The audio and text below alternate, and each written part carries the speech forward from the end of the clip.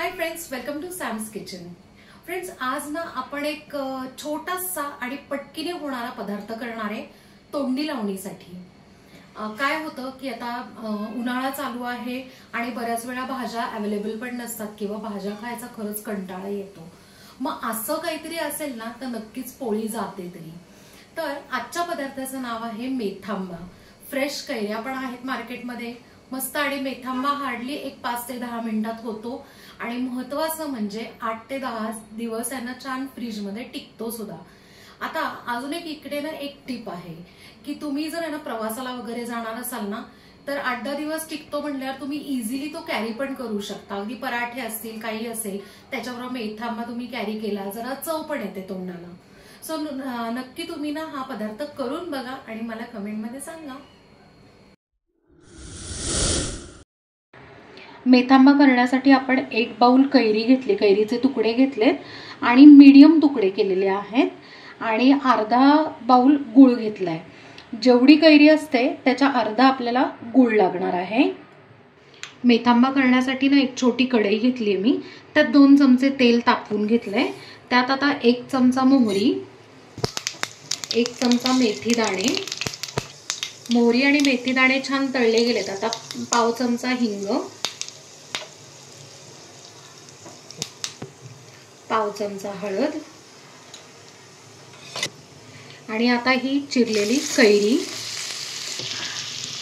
आपण छानपैकी या फोडणीमध्ये ना ही कैरी छान आता मिक्स करून घेऊया। आता यात ना चवीप्रमाणे मीठ टाकून घेऊया। 1 ते 1.5 चमचा लाल मिरची पावडर म्हणजे तिखट, अगदी पाव वाटी पाणी। कारण काय होतं की आता आपण ज्या वेळेला कैरी शिजायला ठेवू ना त्यावेळेला ती खाली लागू शकते, चिटकू शकते आणि जळू शकते, यासाठी आपण थोडंसं पाणी टाकून घेतलेलं आहे। आता आपण ह्याच्यावर झाकण ठेवून ना 5 मिनिटं कैरी शिजवून देऊया।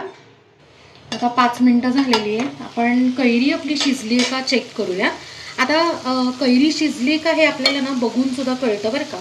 थोडंसं ना अशी ट्रान्सपरंट दिसली की समजायचं कैरी शिजली आहे। नाही तर दुसरी मेथड आहे, कैरी अशी थोडीशी प्रेस करून बघायची।